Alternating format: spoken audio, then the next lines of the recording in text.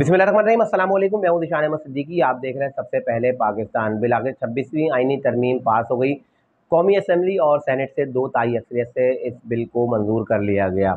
लेकिन इस बिल को जो सारा मामला है, जिसलिए इस बिल को जो है कौमी असम्बली और सेनेट से मंजूर करवाया गया, वो मामला क्या था? वो मामला है चीफ जस्टिस ऑफ पाकिस्तान की तैनाती। अब हम अपने पिछले ब्लॉग में बता चुके थे कि नए chief justice of Pakistan justice Yahya Afridi होंगे। अब कल जो है इसका फैसला हो गया और चीफ जस्टिस ऑफ पाकिस्तान के लिए जस्टिस याहिया आफरीदी साहब को नामजद कर दिया गया है। लेकिन क्या जस्टिस याहिया आफरीदी साहब को चीफ जस्टिस ऑफ पाकिस्तान जो नामजद किया गया है, 25 अक्टूबर को वो अपना जो है मनसब संभालेंगे? क्या वो चीफ जस्टिस ऑफ पाकिस्तान के लिए उनका नाम जो नामजद किया गया है, क्या वो इस ओहदे को कबूल करेंगे या नहीं करेंगे? मैं इस पर बात करूंगा। लेकिन इससे पहले हम बात करेंगे जस्टिस मंसूर अली शाह साहब की। अब जस्टिस मंसूर अली शाह साहब एक हॉनेस्ट जो है जस्टिस हैं, एक ईमानदार जस्टिस हैं। कभी उनका, मैंने कल अपने ब्लॉग में बताया था, उनकी कोई सियासी वाबस्तगी नहीं है, उनका कोई ऐसा मुतनाज़ा फैसला नहीं आया। लेकिन क्या कहने पाकिस्तान तहरीक इंसाफ के कि जिस पर वो हाथ रखते हैं उसका बेड़ा ही गर्क कर देते हैं। क्योंकि जस्टिस मंसूर अली शाह साहब पे किसी को एतराज़ नहीं था और वो एक ईमानदार जस्टिस साहब हैं और बड़े पढ़े लिखे और अच्छी फैमिली से ताल्लुक़ रखते हैं। लेकिन उनका जो कैरियर तबाह करने में जो हाथ है वो यकीनन पाकिस्तान तहरीक इंसाफ का है। क्योंकि इमरान खान साहब जेल से बैठ के कहते थे ना कि अक्टूबर में जो है मैं दोबारा जो है इलेक्शन करवाऊंगा, और अपने लोगों को कहते थे, अपने एमएनएस एमपीएस को कि माफ़ कीजिएगा, कि वो लोग जो है इलेक्शन की तैयारी करें। यानी कि वो चीफ जस्टिस की तैनाती को देखकर जो है ये बात कह रहे थे कि जो अपने पार्टी जो अरकान कौमी असम्बली हैं, सूबाई असम्बली हैं, कि आप जो है दोबारा इलेक्शन की तैयारी करें और 2024 में ही दोबारा इलेक्शन होंगे। तो यकीनी तौर पे वो जस्टिस मंसूर अली शाह साहब पर तवक्कल करके बैठे थे कि जैसे ये चीफ जस्टिस ऑफ पाकिस्तान बनेंगे तो ये पूरी जो असम्बली को उड़ा के रख देंगे और इमरान खान साहब की ईमा के मुताबिक जो है ये फैसले देंगे। लेकिन ऐसा कुछ नहीं हुआ, उल्टा इन्होंने जस्टिस मंसूर अली शाह साहब का जो है कैरियर तबाह कर दिया। यानी कि पाकिस्तान तहरीक इंसाफ के लोग जिस पर हाथ रखते हैं, समझो उसका बेड़ा ही गर्क हो जाता है। तो एक ये बात थी। इसके अलावा जो वज़ीर आला केपी के अली अमीन गंडापुर साहब हैं, वो फिर से भड़के मार रहे हैं और बोले कि मैं मुल्क की एहतजाज करूँगा, पूरे मुल्क को जाम कर दूँगा। अब अली अमीन गंडापुर साहब से पूछे, जब शंघाई तंजीम ताउन का कॉन्फ्रेंस हो रही थी, तब वो कहाँ थे? इससे पहले उन्होंने पिंडी पे चढ़ाई की धमकी दी, तब कहाँ थे? इस्लामाबाद का कहा, लाहौर में बड़े-बड़े उन्होंने दावे दिए और कहा था कि मरियम तुम मुझे गिरफ्तार करके दिखाओ, मैं आ रहा हूँ। तो अब ये भड़के हैं, पाकिस्तान की आवाम भी समझ चुकी है कि अली अमीन गंडापुर साहब की खाली भड़के हैं, वो करेंगे कुछ भी नहीं। इससे पहले जब वो आए थे तो उनको शायद याद नहीं हो, मैं उनको याद दिलाता चलूँ कि वो अपनी जो सरकारी मशीनरी जो केपीके से लाए थे वो भी पिंडी और इस्लामाबाद पुलिस के पास है, पहले वो तो छुड़ा लें। इसके अलावा अपने साथ जो सरकारी मुलाजमीन लाए थे वो भी पंजाब पिंडी पुलिस की तहवील में, पंजाब पुलिस की तहवील में, उनको तो छुड़ा लें। इसके अलावा जो 10-10 हज़ार रुपये दे के, 2-2 हज़ार रुपये दे के आप जो अफगानी जो लाए थे, जिन बेचारों को उर्दू बोलना भी नहीं आती थी और जिनको पता ही नहीं था कि हम आए क्यों हैं, और जिनको आप लाए थे कि हम जो है मुल्क में जो है एक नई तहरीक शुरू कर रहे हैं, तो उनको तो पता ही नहीं था कि उन लोगों को लाया क्यों गया है, उनका उनका मकसद क्या था।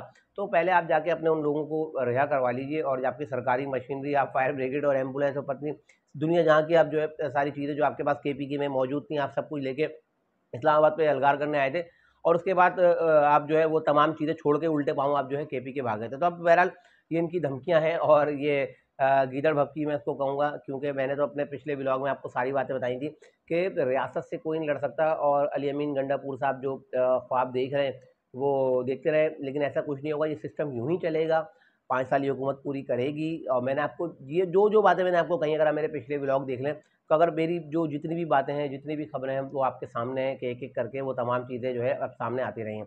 अब अगर हम बात करें कि सेनेट से जो 2 सेनेटर हैं बीएनपी के, एक जो है नसीमा एहसान और कासिम रोजो साहब हैं। अब कासिम रोजो साहब की प्रेस कॉन्फ्रेंस कल सबने देखा, बड़ा वावेला मचाया पाकिस्तान तहरीक इंसाफ के सोशल मीडिया एक्टिविस्ट और यूट्यूबर्स ने, उस पर बड़ा शोर मचाया। कासिम रोजो साहब आए और उन्होंने प्रेस कॉन्फ्रेंस की। उनके साथ जो है सरदार अख्तर मैंगल साहब भी थे और राजा नासिर अब्बास भी थे। वो दोनों प्रेस कॉन्फ्रेंस में उनके साथ खड़े थे, जिसमें वो कासिम रोजो कह रहे थे कि मुझे तो 6 दिन से उन्होंने, जो नामालूम लोग हैं उनका उन्होंने जिक्र करते कहा, मुझे 6 दिन से अपनी कस्टडी में रखा था, मेरा 2 दफ़ा डायलिसिस कराया, वहाँ बहुत मच्छर थे, मुझे मच्छरों ने काटा, मुझे मलेरिया भी हो गया, और मैंने उनको कहा मुझे घर भेज दो। तो भाई मैं आप लोगों के साथ ही, उन्होंने कहा नहीं आप हमारे मेहमान ही, हमारे साथ ही रहेंगे। लिहाजा उन्होंने ये भी कहा कि मुझसे ज़बरदस्ती जो है ये सेनेट में जो वोटिंग हुई, उससे ज़बरदस्ती जो मुझे वोट दिलवाया गया।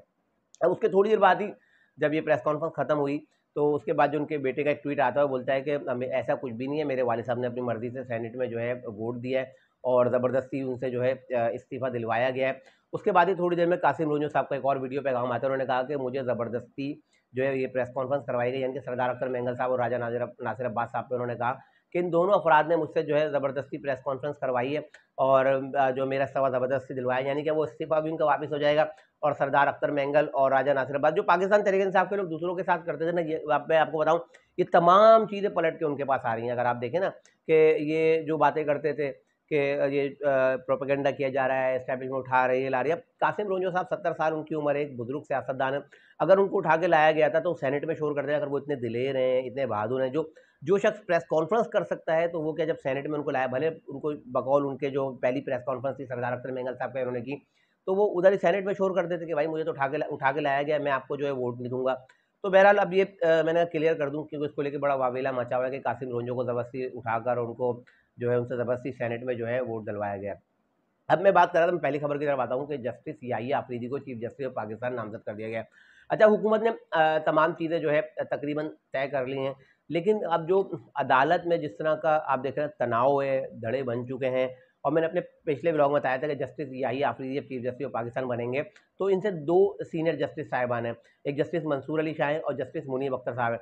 अब इनका नाम आ चुका है और इनका बतौर चीफ जस्टिस ऑफ पाकिस्तान इनकी जो है नामजदगी हो चुकी है। अब इन्होंने जो है परसों जो है हलफ लेना है। अब दो सीनियर जस्टिस साहिबान हैं, अब मैंने बताया था कि ये दोनों जो है मुमकिन तौर पे अपना इस्तीफा दे सकते हैं और इनके साथ कुछ हाई कोर्ट के जस्टिस साहिबान भी जो है इस पे इस्तीफा दे सकते हैं। तो जस्टिस याहिया आफरीदी साहब के हवाले से कुछ खबरें हैं कि अब जाहिर सी बात है दो सीनियर जस्टिस साहब हैं और याहिया आफरीदी साहब के लिए पाकिस्तान तहरीक इंसाफ के लोग जो है ट्रोलिंग कर रहे हैं और उनको जो है मुख्तलिफ तरीके से सोशल मीडिया पर ट्रोलिंग करके डराने की अभी से कोशिश की जा रही है कि आप जो है ये मनसब ना संभालें, आप जो है बड़े बन का मुजाहरा करें, आप जो है ओहदे का आप जो हलफ मत लीजिएगा, चीफ जस्टिस पाकिस्तान नहीं बनिएगा, अपने सीनियर्स को आप तरजीह दें। तो अब अगर यही चीज़ें अगर पहले की जाती, जब याहिया आफरीदी थे, मुनीब अख्तर जूनियर थे, लेकिन मुनीब अख्तर को पहले सुप्रीम कोर्ट में ले गए ताकि ये सीनियरिटी में ऊपर आ जाए, याहिया आफरीदी को बाद में ले गए। तो इन चीज़ों का ख्याल अगर पाकिस्तान तहरीक इंसाफ के दौर में ही रखा जाता कि सीनियर को सीनियर समझा जाता, तो यकीनी तौर पर याहिया आफरीदी ही पहले नंबर पर होते सुप्रीम कोर्ट में।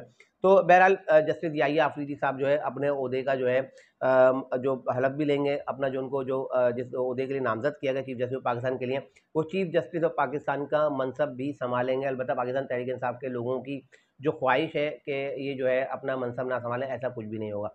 ये थी आज की कुछ इंतजाम खबरें जिससे हमें हाजिर इंशाल्लाह मज़ीद खबरों नई तरीके से फिर हाजिर होंगे। तब तक के लिए याद दीजिए अल्लाह हाफ़िज़।